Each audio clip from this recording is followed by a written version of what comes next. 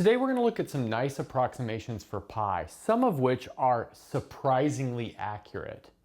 And these are all built off of an approximation given by Newton, or maybe it's like an extension of his method, and they're outlined in the following paper. So let's first recall the Maclaurin series for sine of x as well as cosine of x. So sine of x starts off with x minus x cubed over 3 factorial plus x to the 5th over 5 factorial, and then continues on. And then cosine of x, well, that starts with 1, and then we have minus x squared over 2 factorial plus x to the 4th over 4 factorial, continuing on and on and on. So our first approximation is due to Nicholas Cosinus, and this is from the 1400s, and Snellen's, famous for Snell's law, and this is from the 1600s. And it involves maybe truncating these and looking at approximating polynomials. So let's maybe truncate sine very, very quickly at x minus x cubed over 6. So that means we have an approximate equality now. So this is the third degree Taylor polynomial, if you will. And then we'll do the same thing with cosine. So cosine of x, well, that's approximately equal to 1 minus x squared over 2. And now somehow we want to make a linear combination of these that allows us to solve for x. And we can do that by, notice we've got to multiply cosine by x just to make sure that these all have the same type of terms. So in particular, if we do 3 times sine x and then minus x times cosine of x, a lot of nice things happen. So this will be approximately equal to, using these approximations, 3x minus x cubed over 2. And then we'll have minus x plus x cubed over 2. So of course this 3 was chosen to get these x cubed terms to cancel. So note that we have this and this canceling, and then this is equal to 2x. But note that that gives us the equation 2x plus x times cosine of x equals 3 times sine of x. Or in particular, we can solve for x, and we'll have x is approximately equal to 3 times sine of x over 2 plus cosine of x. Great. And seeing it like this will in fact motivate our generalization of this procedure oncoming. So let's notice that if we set pi over 2, or x equal to pi over 2, we'll have pi over 2 is approximately equal to 3 times sine of pi over 2, but sine of pi over 2 is simply equal to 1 over 2 plus cosine of pi over 2, but cosine of pi over 2 is 0, so we have 3 over 2, which tells us that pi is approximately equal to 3. So obviously this is a pretty terrible approximation, but that's because we've got this low degree polynomial that we're taking for sine as well as cosine, and then pi over 2 is kind of far away from 0. But if we took something smaller, then this would work out more nicely. Like for instance, if we set x equal to pi over 4, let's see what happens. So we'll have pi over 4 on the left-hand side, and then this will be approximately equal to 3 times sine of pi over 4. So that'll be 3 times the square root of 2 over 2 over 2 plus cosine of pi over 4. So that'll be 2 plus the square root of 2 over 2. So we've got something like that. But now we could simplify this if we wanted to, and we would have 3 times root 2 over 4 plus root 2. And I'll leave it to you to do the quick calculation of how good of an approximation that is. We'll check it directly for our upcoming approximations. Okay, so let's get to those. Now we're going to look at an approximation that's better, that's due to Newton, before we move on to the ones presented in the paper. Okay, so let's start by taking the product of sine of x and cosine of x. But that'll be equal to, well, the product of these two series. So we have x minus x cubed over 6 plus x to the 5th over 120, that's 5 factorial, on and on and on, times 1 minus x squared over 2 plus x to the 4th over 24, that's 4 factorial, on and on and on. But now if we multiply that out and maybe just look at the first couple of terms, we'll see that this is equal to, well, we'll have x minus 2/3 x cubed, and then next we'll have plus 2 over 15 x to the 5th minus on and on and on. So of course, it's hard to write down what this on and on and on is in this case, but that being said, these first couple of terms are easy to calculate just by multiplication. Okay, so now let's look at the following linear combination.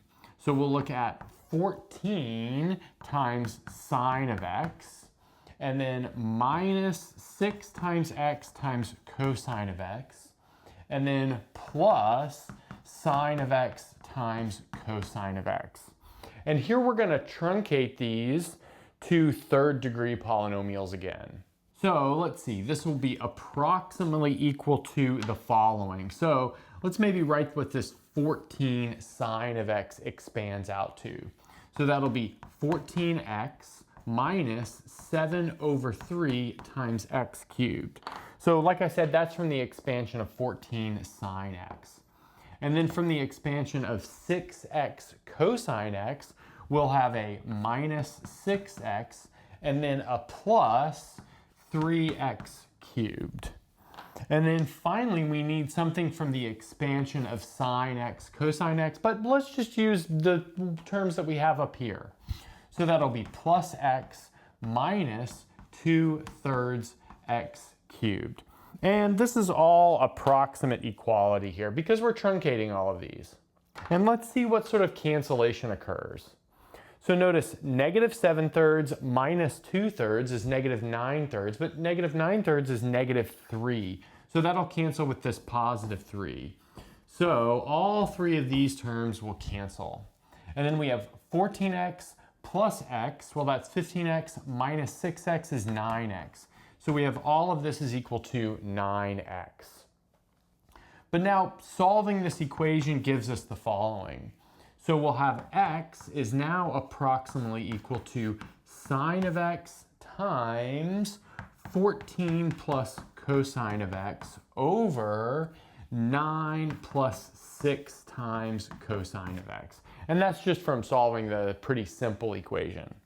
Okay, but now if we take x to be, something a little bit smaller, like x equals pi over 12, we get a nice approximation.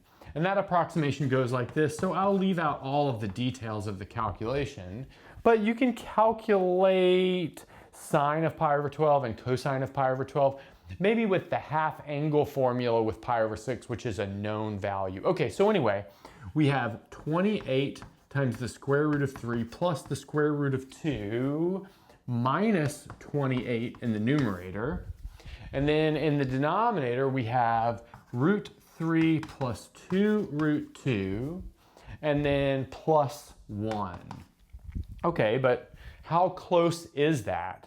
Well, let's write this out kind of in a decimal approximation, and we'll see that we get 3.14592168. And what's nice here is this agrees with the decimal expansion of pi up to this point right here. So the first 1, 2, 3, 4, 5, 6 digits past the decimal point. And that 168, if we were to look at the actual decimal expansion of pi, would be 654. So I think that's pretty close. Okay, so let's see if we can extend this more generally. Okay, so for our extension, let's consider the following function. I'll maybe call this function f of x. And it'll be defined as follows. So a1 times sine of x plus a2 times sine of 2x added all the way up to an times sine of nx. And then we'll subtract x times b1 of cosine of x plus b2 of cosine of 2x plus all the way up to bn of cosine of nx. Great. And then the idea is to look at a certain Taylor polynomial of f of x. And let's say maybe it's this. Let's say t sub 4n of x is the degree 4n Taylor polynomial of f of x.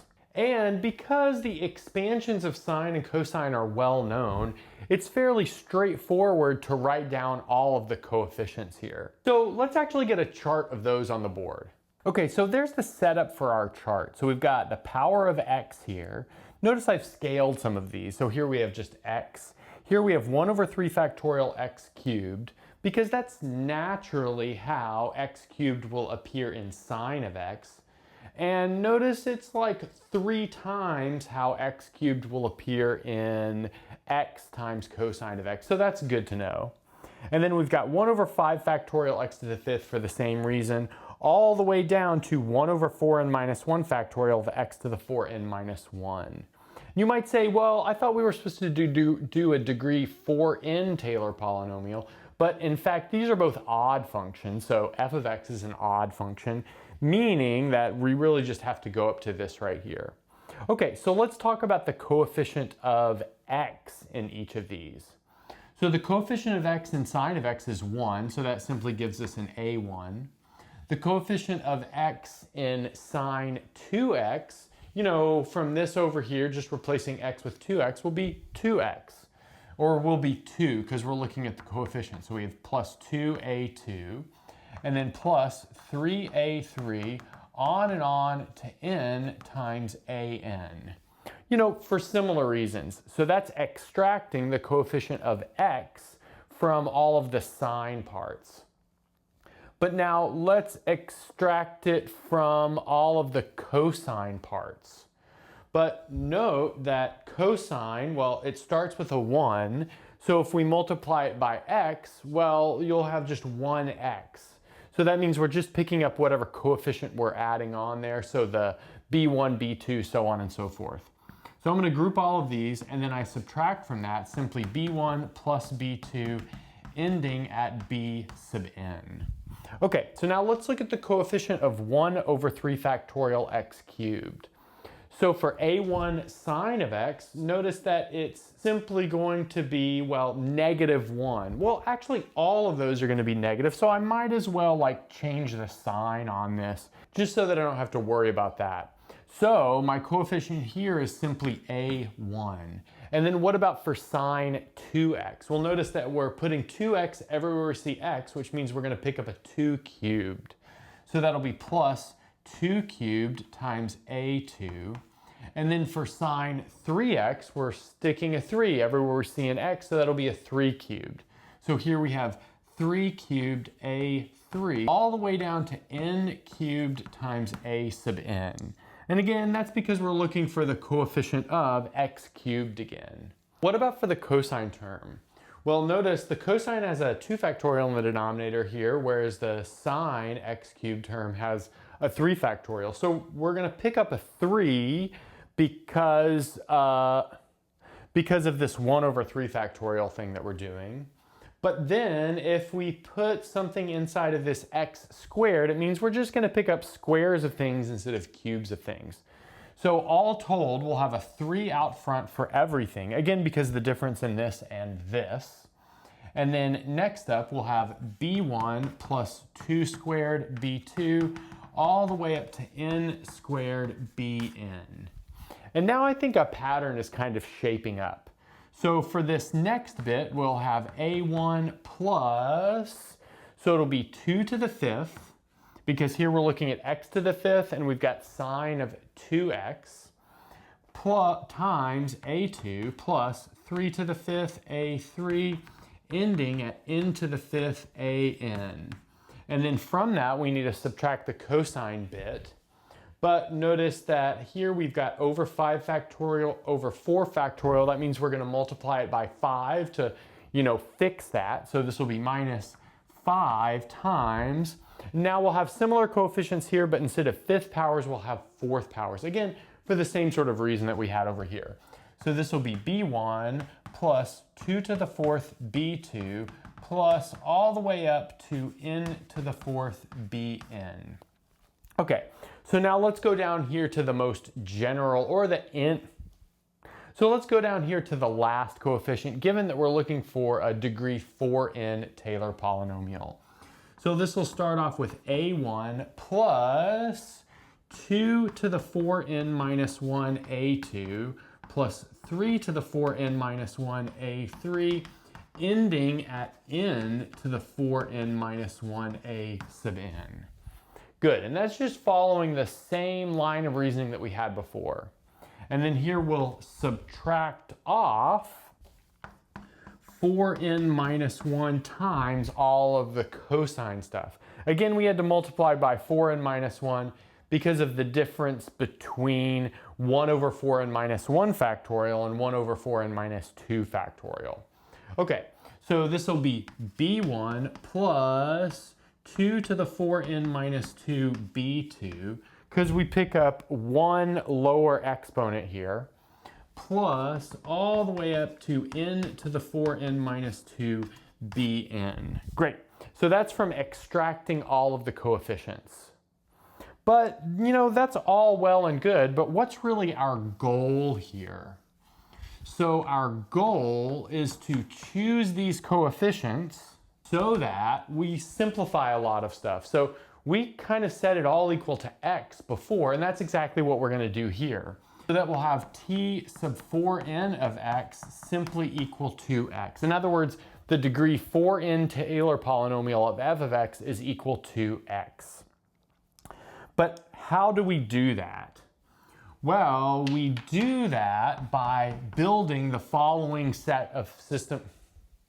Well, we do that by building the following system of equations. So we need the coefficient of x to be equal to 1. So we set this equal to 1. We need the coefficient of x cubed and everything else to be equal to 0. Great. So there we have it. We have a system of what? 2n equations and 2n unknowns.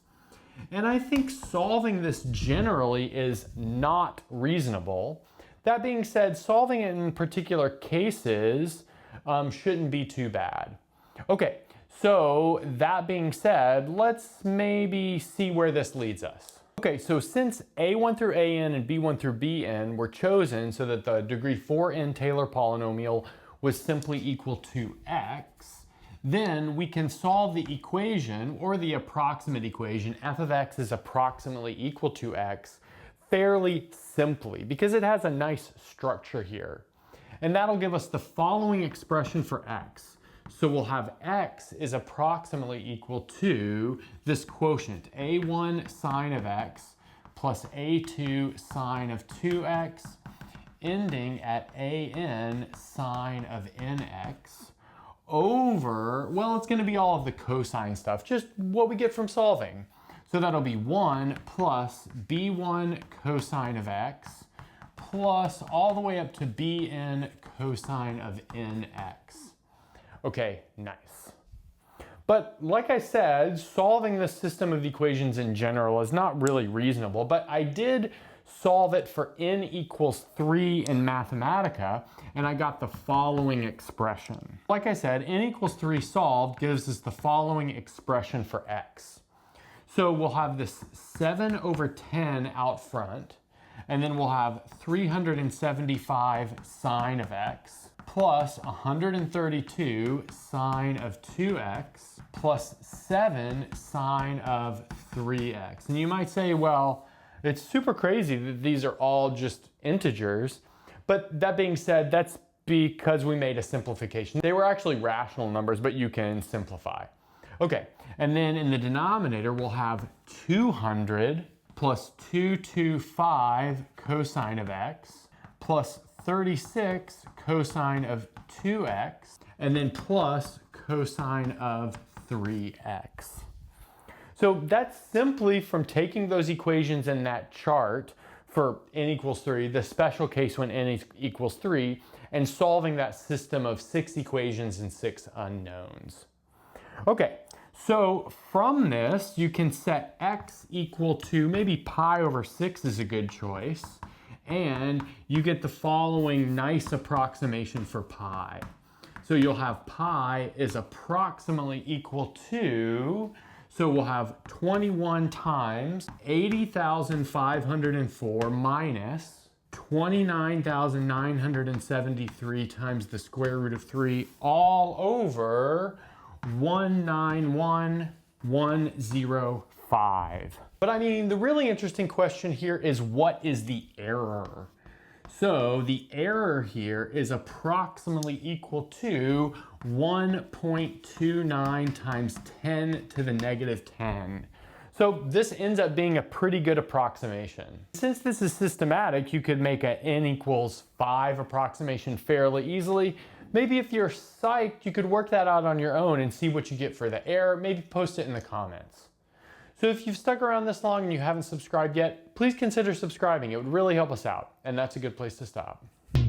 Thanks for watching and sticking around until the end of the video. And since you're here, don't forget to gently press that like button, subscribe, ring the bell, and select all notifications to never miss a video. If you want to get your name in the credits like you see here, access the live seminar series, review videos before release, and more, go to patreon.com/michaelpennmath and become a Patreon member today. If you want full ad-free course content, subscribe to my second channel, Math Major. I've got courses on linear algebra, complex analysis, and proofwriting, among several others. And that's everything. Bye.